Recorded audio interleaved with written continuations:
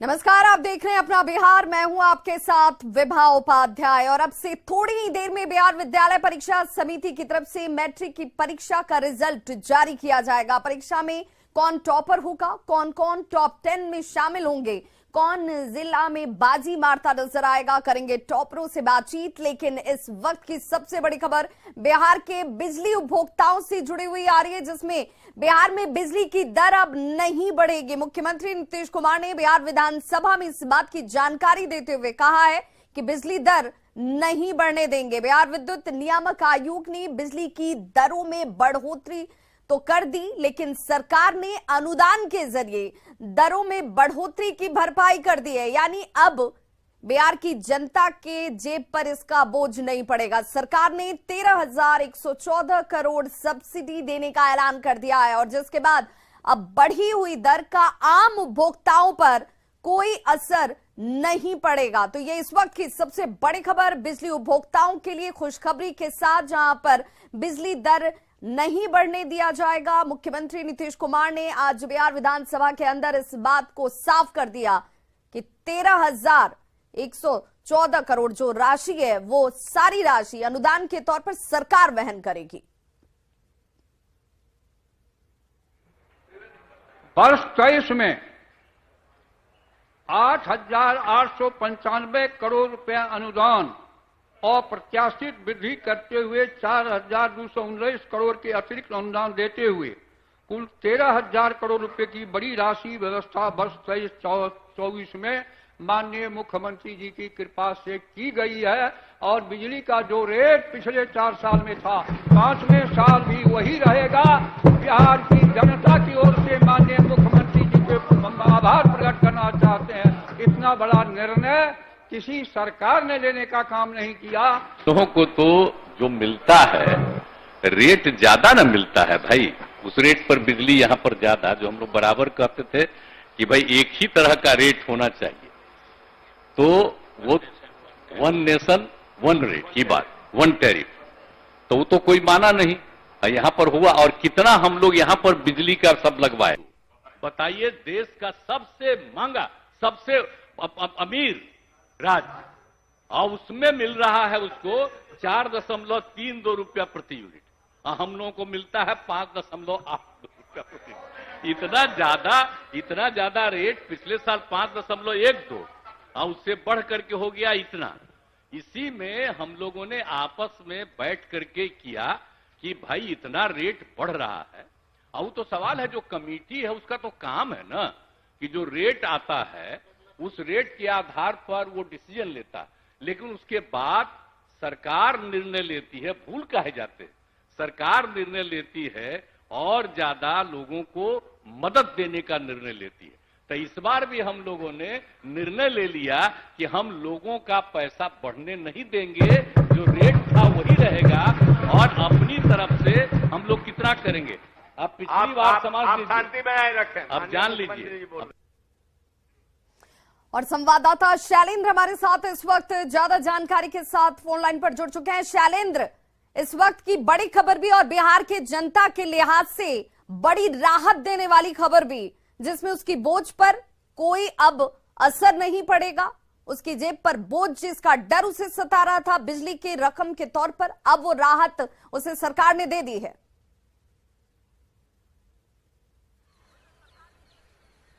बिल्कुल, देखिए, बिहार के लोगों के लिए एक बड़ी राहत है, क्योंकि जिस तरीके से रेगुलेटरी कमीशन के द्वारा बिजली दर में काफ़ी इजाफा किया गया था, 24.1% का इजाफा किया गया था, एक बड़ा इजाफा था, वो कहीं ना कहीं अब लोगों के बोझ पर उसका जेब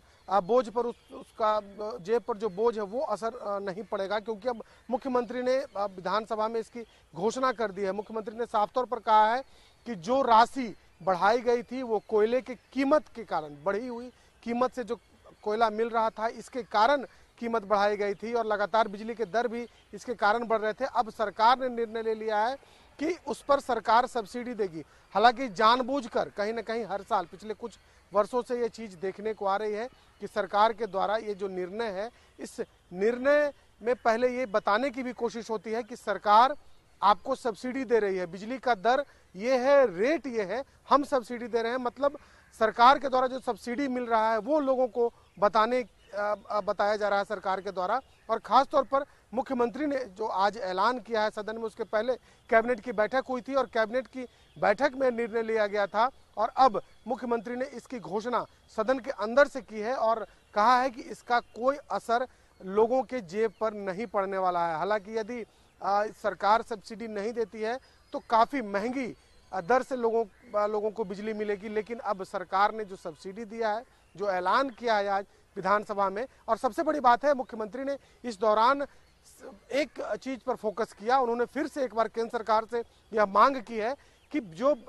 वन नेशन वन टैरिफ है उसे केंद्र सरकार लागू करे। नीतीश कुमार ने एक आंकड़ा भी दिखाया कि किस तरीके से जो बिहार में हमें बिजली मिल रही है वो अन्य जो विकसित राज्य हैं, गुजरात हो, महाराष्ट्र हो, उन राज्यों से हमें महंगी दर पर बिजली मिल रही है और उसके बावजूद हम लोगों को सब्सिडी दे रहे हैं ताकि उनके जेब पर इसका असर न पड़े, बोझ उन्हें सहन न करना पड़े। तो ये बात लगातार मुख्यमंत्री कहते आए हैं। आज भी उन्होंने बताया कि महाराष्ट्र की बिजली की दर क्या है, गुजरात की बिजली की दर क्या है, वहाँ सरकार किस दर पर बिजली खरीद रही है, हम महंगी बिजली खरीद रहे हैं, उसके बावजूद हम सब्सिडी दे रहे हैं।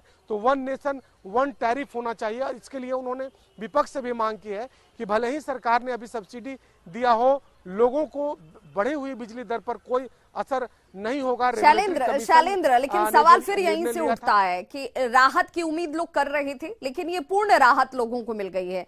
एक लिहाज से देखा जाए तो बिजली के दर में बढ़ोतरी नहीं हुई, लोगों को जो पहले वो अदा कर रहे थे बिजली की दरें वही एक बार फिर से स्थिति बन चुकी है। लेकिन 13,114 करोड़ रुपए अनुदान के तौर पर अगर सरकार दे रही है तो क्या इसे हम माने कि दूसरे तरीके से कहीं ना कहीं ये बोझ जो है वो जनता के तक ही पहुंचेगा?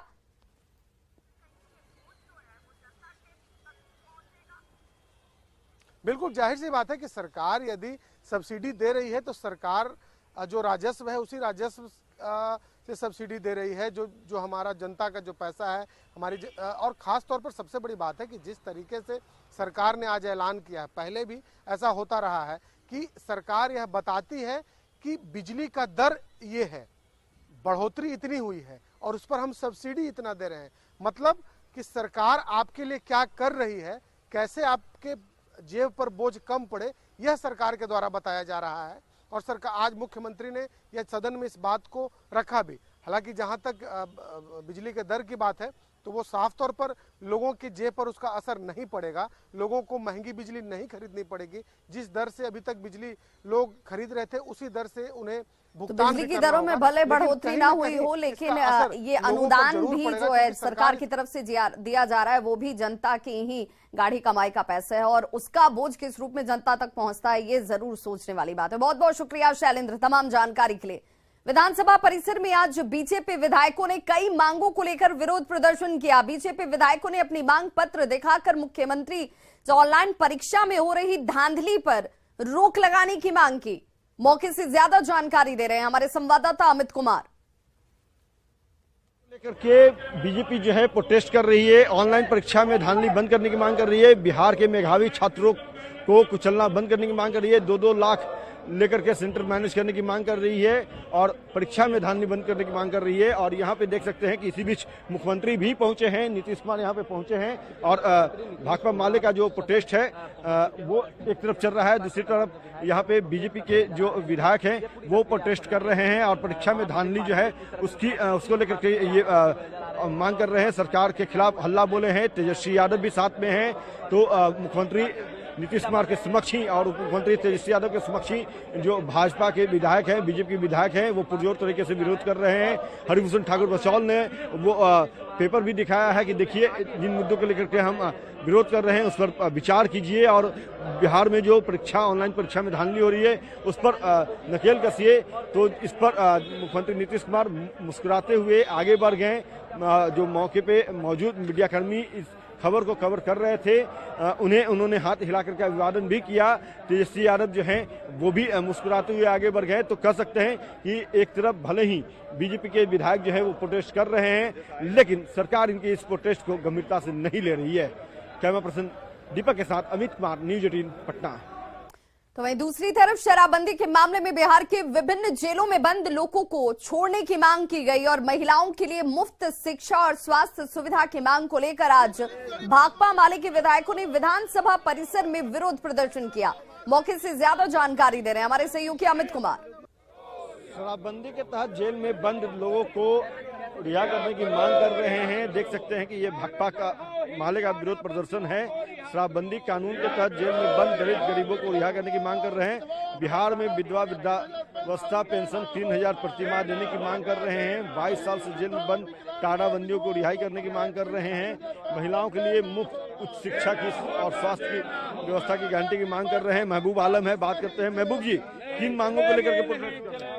देखिए, आज मुख्य रूप से हम लोग टाड़ाबंदियों की रिहाई की मांग करते हैं। साथ साथ शराबबंदी में जितने गरीब मजदूर जेल में हैं उनको रिहा करे, सरकार एक आम माफी दे। साथ साथ जो मात्र 3400 रुपया सामाजिक सुरक्षा पेंशन के तहत गरीबों को, वृद्धाओं को, विधवाओं को और विकलांग को दिया जाता है, इसकी मांग करते हैं हम लोग। ये मानवीय संवेदना होनी चाहिए और कम से कम 3000 रुपया मासिक पेंशन उनका होना चाहिए। सरकार आप ही की है, आप मांग करते हैं, सरकार विचार करती नहीं है। सरकार को हम लोग समर्थन कर रहे हैं और सरकार से लगातार हम लोग मांग कर रहे हैं, सरकार पर दबाव भी डाल रहे हैं।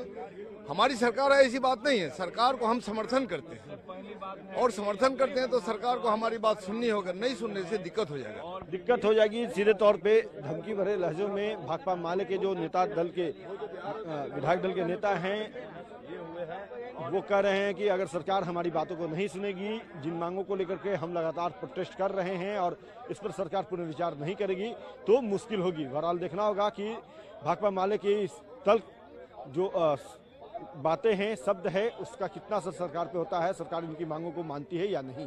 कैमरा पर्सन दीपक के साथ अमित कुमार, न्यूज़ 18 पटना। और बड़ी खबर इस वक्त आरा से आ रही है, जहां दिन दहाड़े ताबड़तोड़ फायरिंग की गई है। बीच सड़क पर 10 राउंड से ज्यादा फायरिंग की गई है। इलाके में इस वजह से अफरा तफरी मच गई। उद्वंत नगर के केंद्रीय विद्यालय के पास की ये घटना और फिलहाल पुलिस जो है वो मौके पर पहुंची हुई है और अपनी जांच शुरू कर दी गई है। लेकिन बीच सड़क पर 10 राउंड फायरिंग दिन दहाड़े और इस घटना के बाद से इलाके में हड़कंप मच गया है। तो आरा में बीच सड़क पर 10 से ज्यादा राउंड फायरिंग की गई है। तो ताबड़तोड़ फायरिंग की वजह से एक बार फिर से कानून व्यवस्था को लेकर सवाल उठने लाजमी हो जाते हैं कि आखिर हो क्या रहा है।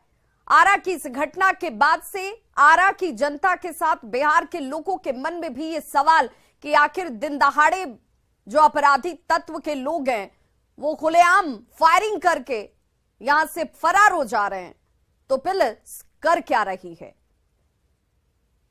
हालांकि पुलिस टीम का यह कहना है कि जांच करने की शुरुआत कर दी गई है, कौन लोग इसमें शामिल थे, लेकिन वो पकड़ में कब आ पाएंगे और ऐसी घटनाएं ना हो दूसरी जगह पर या आरा में ही, इसे कैसे सुनिश्चित किया जाए, इसे लेकर जवाब देने के लिए अधिकारियों को सामने आना चाहिए। ताबड़तोड़ फायरिंग ने एक बार फिर से आरा में लोगों के मन में डर पैदा कर दिया। उद्वंत नगर के केंद्रीय विद्यालय के पास ये ताबड़तोड़ फायरिंग दिन के उजाले में की गई है। 10 राउंड फायरिंग के बाद यहां रह रहे लोगों के बीच डर का पैदा होना स्वाभाविक है। केंद्रीय विद्यालय के पास ये फायरिंग के बाद और दुकान को निशाना बनाते हुए ताबड़तोड़ फायरिंग की जानकारी इस वक्त जो प्रारंभिक तौर पर सामने आ रही है। बताया जा रहा है कि व्यवसायी को निशाना बनाया जा रहा था, क्योंकि जिस व्यवसायी की दुकान यहां पर है, बताया गया इसी पर निशाना साधते हुए फायरिंग की गई। 10 राउंड फायरिंग के बाद से अपराधी हालांकि यहां से फरार हो गए। इनकी गिरफ्तारी नहीं हो पाई है। ये कौन है और किस मकसद से फायरिंग की गई, पुलिस अब ये कह रही है कि जांच की जा रही है, तफ्तीश की जा रही है कि आखिर इसके पीछे की वजह क्या रही। लेकिन अपराधी कैसे कानून को ठेंगा दिखा रहे हैं। और संवाददाता हिमांशु प्रवीण हमारे साथ इस वक्त ज्यादा जानकारी के साथ वो लाइन पर आरा से जुड़ गए। हिमांशु, आखिर ये अपराधी यहां जो फायरिंग कर रहे थे उनको पुलिस क्या किसी को पकड़ पाई है या फायरिंग करके ये अपराधी फरार हैं? बताए जा रहे हैं जो कि अचानक आए और ताबड़तोड़ उन्होंने हवाई फायरिंग भी की। इस दौरान 1-2 दुकानों पर भी फायरिंग की है उन्होंने। एक दुकान के शटर में भी छेद हो गया, जिसकी वजह से मौके पर काफी अफरा तफरी मच गई, लोग इधर उधर भागने लगे, कुछ लोगों को चोटें भी आई हैं। और उसके बाद पुलिस पहुंची है। फिलहाल पुलिस आसपास में जो सीसीटीवी कैमरे हैं उनके हिमांशु, फुटेज यहाँ को से तलाश थाने करने की दूरी जरा बताइए, आसपास क्या थाने की मौजूदगी है, पुलिस क्या नजर आती है इन इलाकों में? थाने की अगर बात करें, थाने की दूरी यहाँ से तकरीबन 4 से 5 किलोमीटर है। लेकिन ये जहाँ फायरिंग हुई, एक प्रमुख इलाका है। केंद्रीय विद्यालय से लेकर वीर कुंवर सिंह यूनिवर्सिटी परिसर, मेडिकल कॉलेज वगैरह सारे यहीं पे हैं। अभी अगर बात करें तो आरा शहर का एक प्रमुख वीआईपी इलाका है ये, जहाँ पे ये फायरिंग हुई है। और उस समय जब फायरिंग हुई तो पुलिस की गश्ती गाड़ी आसपास भी नहीं थी, बाद में पहुंची है। और पता अपराधियों की संख्या की कोई जानकारी मिल पाई है कि कितने की संख्या में अपराधी थे? जी 10 से ज्यादा की संख्या में अपराधी थे जो आए और ताबड़तोड़ पहले हवाई फायरिंग की और उसके बाद दुकानों पर भी निशाना बनाकर फायरिंग की। और इसके अलावा कुछ दुकानदारों से हमारी बात हुई है तो उन्होंने ये कहा कि उन लोगों ने ये भी कहा कि मैं फिर आऊंगा, यानी उन्होंने एक बार धमकी देते हुए भी वो चले गए और बोला कि दोबारा भी यहाँ पे तो देखिए हिमांशु, आप बने रहिए, ये तस्वीरें भी हम अपने दर्शकों को जरा दिखा दें। ये देखिए दिन के उजाले में कैसे हवाई फायरिंग की जाती है, 10 राउंड फायरिंग, और जो अपराधियों की संख्या है वो भी 10 के आसपास ही बताई जा रही है। इस तादाद में अपराधी दिन के उजाले में पहुंचते हैं, फायरिंग करते हैं, दुकानों को निशाना बनाया जाता है। ये आप घेरे में देख रहे होंगे कि कैसे यहां पर फायरिंग की गई और गोलियों के निशान यहां पर साफ दिख रहे हैं। हालांकि अब पुलिस वाहन आपको यहां पर दिख रही होगी, लेकिन जब ये फायरिंग की घटना हो रही थी दिन के उजाले में, और वो भी वीवीआईपी इलाका, जैसे हमारे सहयोगी लगातार बता रहे हैं कि व्यस्ततम इलाका भी है, वीआईपी इलाका भी है, यहां पर बड़े बड़े प्रतिष्ठान हैं, स्कूल हैं, और वहां पर यह स्थिति है कि अपराधियों को जरा भी डर नहीं है कि घटनाओं को अंजाम देने के लिए जब वो यहां पहुंच रहे हैं तो उन्हें कोई पकड़ सकता है, उनके ऊपर कार्रवाई हो सकती है। घटना को अंजाम देकर अपराधी आज से फरार हैं और अब पुलिस अंधेरे में ही तीर चलाने की कोशिश कर रही है और अब तफ्तीश के दावे किए जा रहे हैं। खबर लखीसराय से, जहां के वीरपुर थाना क्षेत्र के टाल शर्मा गांव में मेले में अपराधियों ने अंधाधुंध फायरिंग कर दी, जिसमें एक युवक की मौत हो चुकी है। एक अन्य युवक के पैर में गोली लगी है, जिसका इलाज इस वक्त चल रहा है। हत्या के बाद इलाके में दहशत का माहौल देखा गया। मौके पर पहुंचे एसपी ने यह बताया कि मृतक और घायल युवक राजू की एक शख्स प्रिंस कुमार से किसी बात को लेकर विवाद पुराना था, जिसके बाद प्रिंस कुमार ने अपने साथियों के साथ मेले से लौटते समय दोनों युवकों पर अंधाधुंध फायरिंग करनी शुरू कर दी, जिसमें श्रवण कुमार की मौके पर ही मौत हो गई, जबकि राजू के पैर में गोली लगी है। पुलिस ने जल्द ही सभी अपराधियों की गिरफ्तारी का दावा किया है। मेला से घर जा रहे थे, वो लोग यहाँ रोड पे बैठा हुआ था। हम लोग जैसे यहाँ पे पहुंचे रोड के पास, वो लोग फायरिंग करना स्टार्ट कर दिए। कितने की संख्या में? वो 8-10 की संख्या में। कितना देर तक फायरिंग किया है? फायरिंग तो कुछ कहा नहीं जा सकता है, वही लगभग 30-35 राउंड पर गोली फोड़ा है। जख्मी ने उसका नाम बताया है। पूरे घटनाक्रम में कल सुबह से यह घटना शुरू हुई है। प्रिंस का स्थानीय ग्रामीण राजू के साथ, उसके परिवार के साथ बांस काटने को लेकर विवाद हुआ था। और बड़ी खबर अररिया से, जहां 5 घरों में भीषण आग लग गई है। आग में लाखों की संपत्ति जलकर स्वाहा हो गई। दमकल की टीम ने आग पर हालांकि काबू पाया है। रानीगंज थाना क्षेत्र की यह घटना, और बताया जा रहा है कि रानीगंज थाना क्षेत्र के हसनपुर गांव में थ्रेशर से आग जो है वो निकली और इस आग ने 5 फूस के मकानों को अपनी चपेट में ले लिया। देखते ही देखते 5 घर जलकर राख हो गए। स्थानीय लोग और दमकल की टीम ने कड़ी मशक्कत के बाद हालांकि आग पर काबू पाया, लेकिन जब तक काबू पाया जाता तब तक घर जलकर पूरी तरह से खाक हो चुके थे। और ये तस्वीरें देख लीजिए जरा, कैसे आग की लपटें ऊंची ऊंची उठती हुई नजर आ रही हैं और फिर इन पर काबू पाना भी बेहद मुश्किल। ग्रामीण अपने असर से कोशिश करते पहले नजर आए, फिर दमकल की गाड़ी पहुंची, लेकिन जब तक आग पर काबू पाया जाता, इसे बुझाया जाता, तब तक सब कुछ जलकर खत्म हो चुका था। एक एक कर 5 फूस के मकान जो है उसकी चपेट में आ गए और इस अगलगी के दौरान अफरा तफरी का माहौल साफ तौर पर नजर आया।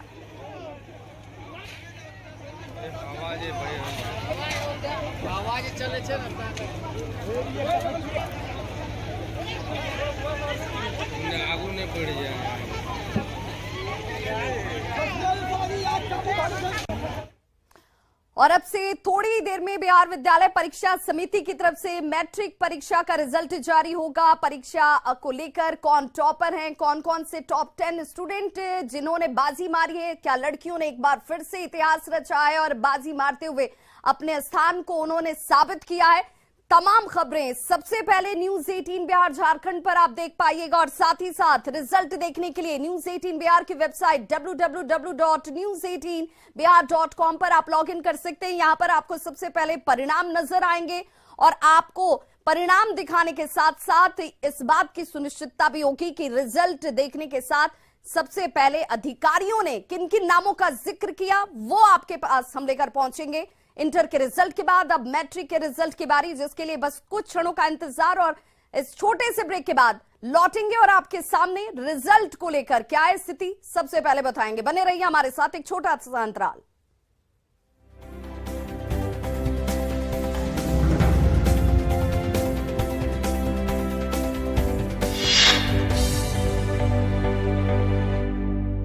हेडलाइंस